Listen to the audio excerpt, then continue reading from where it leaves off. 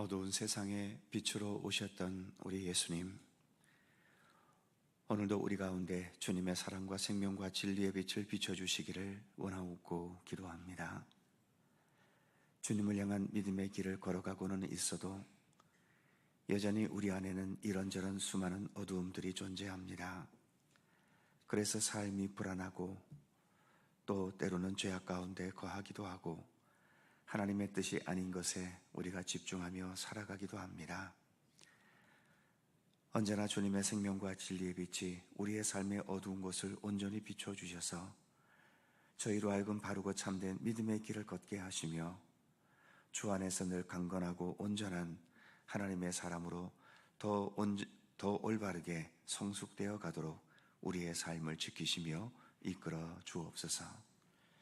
이 새벽도 하루의 첫 시간 주님과 함께 동행합니다. 주께서 친히 우리 가운데 함께 하셔서 모든 것을 주님의 선하신 뜻대로 주관하여 주옵소서.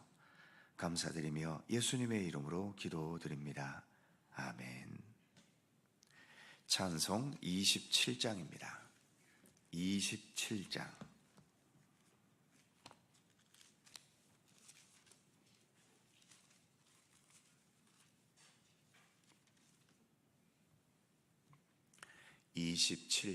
함께 찬송하죠. 빛나고 높은 보좌와 그 위에 앉으신 주 예수 얼굴 영광이 해같이 빛나네. 해같이 빛나네. 지극히 높은 위엄과 한없는 자비를 무천사 소리 합하여 늘 찬송드리네.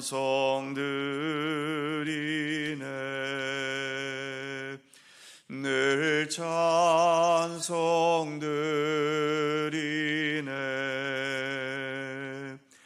영죽을 나를 살리려 그 영광 떠나서 그 부끄러운 십자가 날 위해 지셨네. 날 위해 지셨네. 나 이제 생명이 있음은 주님의 은혜요. 저 사망 권세 이기니 큰 기쁨 넘치네. 큰 기쁨 넘치네. 주님의 보좌 있는데 전한 몸 이르러 그 영광 몸소 배울 때 내 기쁨 넘치리. 내 기쁨 넘치리. 아멘.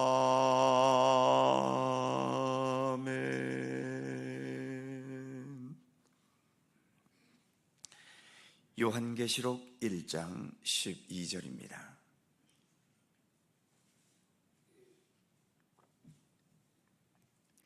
요한계시록 1장 12절에서 16절까지의 말씀, 어제에 이어서 한 번 더 봉독합니다. 한 절씩 교독하죠. 제가 먼저 12절 읽습니다. 몸을 돌이켜 나에게 말한 음성을 알아보려고 돌이킬 때에 7 금촛대를 보았는데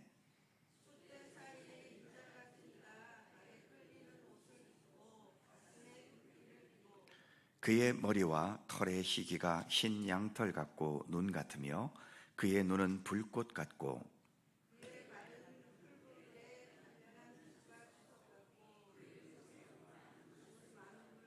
다 같이 그의 오른손에 7 별이 있고 그의 입에서 좌우에 날선 검이 나오고 그 얼굴은 해가 힘있게 비치는 것 같더라. 아멘.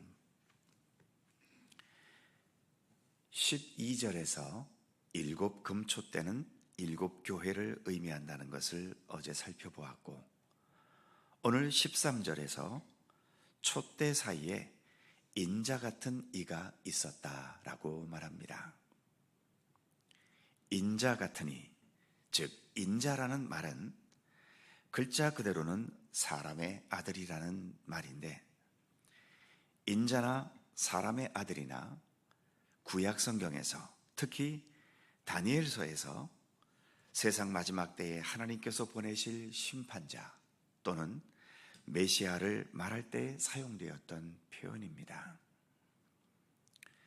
신약에서는 예수님도 자신을 지칭하실 때에 인자라는 말을 여러 차례 사용하셨지요. 글자 그대로는 인자, 사람의 아들, 그냥 인간이지만 그 인자이신 예수님께서 십자가에서 죽으시고 죽음의 권세를 이기셔서 부활의 능력을 나타내셨고, 그래서 죽음의 권세, 더 나아가 죽음을 불러오는 죄와 불의와 어둠의 권세를 가진 사탄의 세력, 악의 세력들을 최종적으로 물리치실 예수님을 지칭하는 표현이지요. 이렇게 인자 같은 이이신 예수님은 13절 후반부의 말씀처럼 발에 끌리는 옷을 입고 가슴에 금띠를 띠었다라고 말씀합니다. 발에 끌리는 옷은 구약시대의 대제사장들이 입었던 옷이지요. 그리고 금띠를 둘렀다는 것은 제사장 옷에 달린 금방울과 비슷한 것인데, 이것은 예수님께서 대제사장으로서 영원하신 것과 크신 위엄을 상징하고 있는 표현들인 겁니다.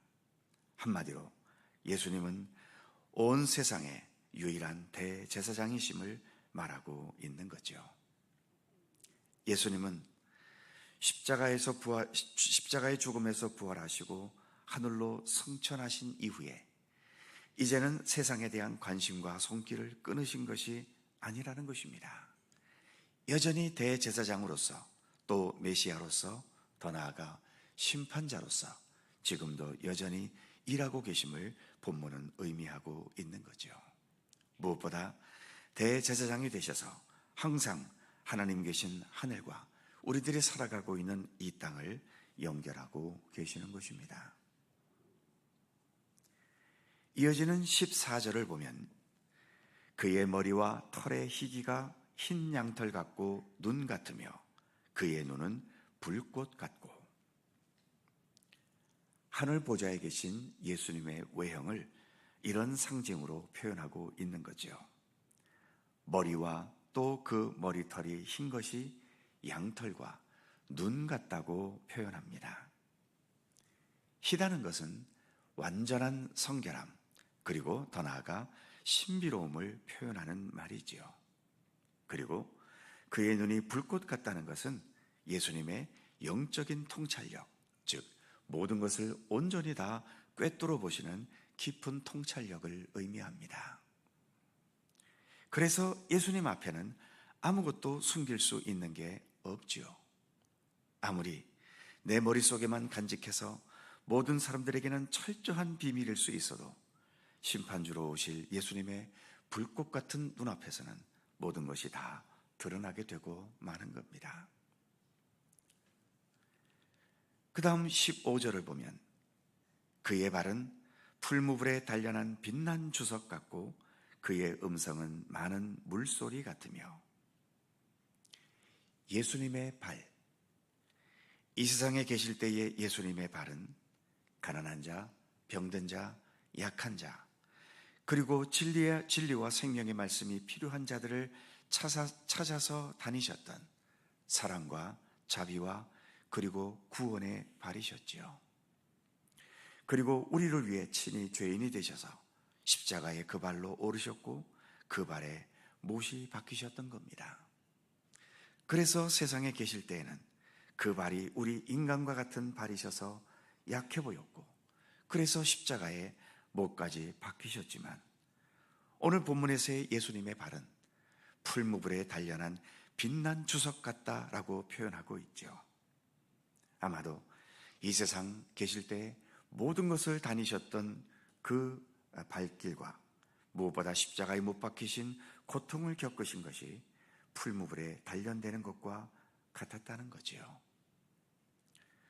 풀무불에 단련되는 것은 당연히 극한의 고통과 시련과 아픔이 있는 과정이지만 그 모든 것은 단지 고통에서 끝나지 않고 또는 고통 때문에 더 망가지고 일그러지는 게 아니라 오히려 본문의 표현처럼 빛난 주석같이 더 단단하고 더 소중하고 값지고 가치 있는 존재가 되어가는 겁니다. 구약성경 욥기라는 성경에서도 욥이라는 사람이 하루아침에 모든 재산이 다 날아가고 모든 자녀들이 다 죽어버리고 온몸에는 견딜 수 없는 심한 피부병에 걸렸고 아내는 이 광경을 보고 욥을 버리고 집을 나가버려 그야말로 더 이상 내려갈 곳이 없는 최악의 고통의 상황을 겪고 있을 때 우리가 잘 아는 욥기 23장 10절의 말씀처럼 나의 가는 길을 그가 아시나니 그가 나를 단련하신 후에는 내가 순금같이 되어 나오리라. 그는 그렇게 고백했었지요. 그렇기 때문에 우리가 예수 안에 온전히 거할 수 있다면 이 땅에서 어떤 시련과 고통과 위기와 아픔을 겪더라도 그리고 남들보다 더 손해보고 불리한 인생을 살게 된다 하더라도 그것이 우리의 삶을 무너뜨리는 것이 아니라 우리의 삶에 심한 상처를 주는 것에 머무는 것이 아니라 오늘 본문의 표현처럼 빛난 주석같이 단련되고 욥기에서의 표현처럼 더 값진 순금 같은 존재가 되어 가는 겁니다. 이 땅에서의 예수님의 삶과 십자가의 고난이 그것을 우리에게 보증해주고 있는 것이지요.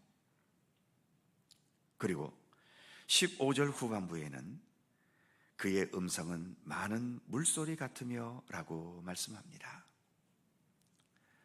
거대한 홍수가 났을 때 우리 이속초도 한 10여 년 전에 엄청난 홍수를 경험했지 않습니까? 그리고 브라질에 있는 이과수 폭포라든지 아프리카에 있는 빅토리아 폭포 같은 그 거대한 폭포를 보면 많은 물의 위력이 얼마나 대단한지를 느낄 수 있죠. 특히 바다에서 일어나는 높은 파도, 그 집체 같은 높은 파도는 공포감을 느끼게 합니다. 반면 그렇게 공포감을 불러일으키는 바다의 파도이지만 바다라고 하는 그 자체는 이 지구에 있는 모든 생명체들이 존재하게 하는 가장 막강한 생명력의 바탕이 되기도 합니다. 바다 없는 지구를 생각할 수 있겠습니까? 무엇보다 예수님의 음성에 바로 이러한 위력과 생명력이 담겨져 있다는 것입니다. 그리고 16절을 보면 그의 오른손에 7별이 있고 그의 입에서 좌우에 날성검이 나오고 그 얼굴은 해가 힘있게 비치는 것 같더라. 나중에 20절을 읽겠습니다만 20절에서 7별은 7교회의 사자요 7촛대는 7교회니라 라고 해석합니다. 즉 7별로 비유되는 일곱 교회의 사자는 예수님의 명령을 따라서 이 땅에 있는 일곱 교회, 즉 모든 교회를 주관하는 존재들이지요. 그 일곱 별이 예수님의 오른손에 쥐어져 있다는 겁니다. 결국 이 땅의 모든 교회와 모든 성도들은 예수님의 손 안에 있다는 거죠. 의미는 좀 다르겠습니다만 불교에서도 뛰어봤자 부처님 손바닥이라는 말이 있지 않습니까? 우리도 결국 예수님 오른손 안에 쥐어진 존재인 겁니다. 그렇다고 예수님께서 우리의 인생을 함부로 쥐어 주무르실까요? 예수님은 사랑과 진리의 예수님이시고 은혜와 자비의 예수님이십니다. 하나님의 뜻을 따라 또 주님의 사랑과 은혜의 섭리로 우리의 삶을 주관하시고 이끌어 주시는 우리 예수님이신 것이죠. 16절 중간 부분에 그의 입에서 좌우에 날선검이 나오고 라고 말씀하고 있지요. 히브리서 4장 12절에 보면 하나님의 말씀은 살았고 운동력이 있어 좌우에 어떤 날선검보다도 예리하다라는 말씀이 있지요. 날선검은 한편으로는 어떤 중병도 찔러 쪼개어 수술해낼 수 있는 생명의 검이고, 또 다른 한편으로는 악과 불의의 세력들도 완전히 찔러 쪼개는 막강한 심판의 능력을 지닌 검이기도 한 것입니다. 예수님에게는 이러한 검이 있다는 거죠. 그리고 마지막으로 16절 끝부분에 그의 얼굴은 해가 힘있게 비치는 것 같더라 이렇게 말씀하죠. 복음서에서도 예수님의 산상 변모 사건을 말할 때에 변모 대신 예수님의 얼굴이 해같이 빛났다라고 말하고 있죠. 그리고 오늘 우리가 부른 찬송 27장에서도 주 예수 얼굴 영광이 해같이 빛나래 라고 노래하고 있지 않습니까? 예수님에게는 세상에서의 그 어떤 영광과도 비교되지 않는 하늘에서의 완전한 영광을 지니고 있음을 오늘 우리가 봉독한 본문에서는 여러 가지 상징들을 통해 우리에게 설명해 주고 있지요. 우리가 믿고 따르고 의지하는 예수님은 바로 이런 모습의 예수님이십니다. 기도하겠습니다. 거룩하신 하나님, 전에도 계셨고 지금도 계시고 또 장차 오게 되실 우리 예수님이 어떤 예수님이신지를 여러 가지의 상징들을 통해 표현하는 것을 우리가 말씀으로 읽었습니다. 이 땅에 계신 예수님은 우리와 똑같은 인간이셨고, 그래서 우리처럼 이 땅에서의 여러 희로애락에 함께 하셨고, 마지막에는 십자가에 못 박혀 돌아가시는 어찌 보면 가장 약한 모습으로 이 땅에 계셨는지 모르지만, 그러나 예수님의 본래의 모습은 이처럼 하늘의 모든 영광과 위엄과 권능과 심판의 능력과 모든 생명력을 온전히 가지고 계신 우리의 하나님이심을 오늘의 말씀을 통해 우리에게 설명해 주고 있습니다. 하나님, 그러기에 예수님을 따르는 것이 우리의 삶을 가장 강하게 하는 것이며, 예수님과 동행하는 것이 우리의 생명을 그 무엇보다 참된 생명이 되게 하는 것이며, 예수님을 따라 내 한평생을 살아가는 것이 한평생 살아가는 내 인생을 가장 의미 있고 가장 소중하고 가장 성공적인 삶으로 나아가는 길인 것임을 오늘의 말씀 앞에서 다시 한번 되새겨 봅니다. 하나님, 오늘도 우리가 예수님과 함께 동행하는 이 믿음의 길을 걷는 것이 얼마나 소중한 것인지를 더 깊이 깨닫게 하시고, 그 어떤 재물을 소유한 것보다, 세상의 그 어떤 지위와 직분을 얻은 것보다, 그리고 세상에서 어떤 좋은 조건을 가지고 살아가는 것보다 더 소중하고 귀한 것을 우리가 가지며 살아가고 있는 것임을 늘 깨닫게 하여 주시고, 그래서 항상 우리 주님을 향한 진정한 감사와 그리고 더 겸손한 믿음의 의지로 주님과 함께 동행하는 참된 믿음의 길을 걸어갈 것을 날마다 새롭게 다짐하는 우리들의 믿음이 되도록 함께하여 주옵소서. 주님께서 지금까지 우리의 삶을 이끌어 주신 것처럼 우리의 생명 다하기까지 우리의 모든 삶의 길을 주께서 친히 주관하여 주시고, 아니 죽음을 넘어서의 우리의 삶에까지 주님께서 언제나 변함없는 선한 목자요 생명과 구원의 빛이 되어 주시옵소서. 오늘도 새날을 주셔서 감사합니다. 주님과 함께 동행하는 귀한 날 되게 하시고 저희들을 또 이 귀한 기도의 자리로 불러주셨사오니 오늘도 간구하며 기도하는 모든 기도의 제목들마다 주님의 손길과 뜻 안에서 아름답고 또 복되게 응답되고 이루어질 수 있도록 우리 주님 오늘도 우리 가운데 함께하여 주옵소서. 감사와 찬양을 주께 돌리옵고 우리 구주 예수 그리스도의 거룩하신 이름으로 기도하옵나이다. 아멘. 하늘에 계신 우리 아버지, 아버지의 이름을 거룩하게 하시며 아버지의 나라가 오게 하시며 아버지의 뜻이 하늘에서와 같이 땅에서도 이루어지게 하소서. 오늘 우리에게 일용할 양식을 주시고 우리가 우리에게 잘못한 사람을 용서하여 준 것 같이 우리 죄를 용서하여 주시고 우리를 시험에 빠지지 않게 하시고 악에서 구하소서. 나라와 권능과 영광이 영원히 아버지의 것입니다. 아멘. 함께 기도하시고 자유롭게 돌아가시겠습니다.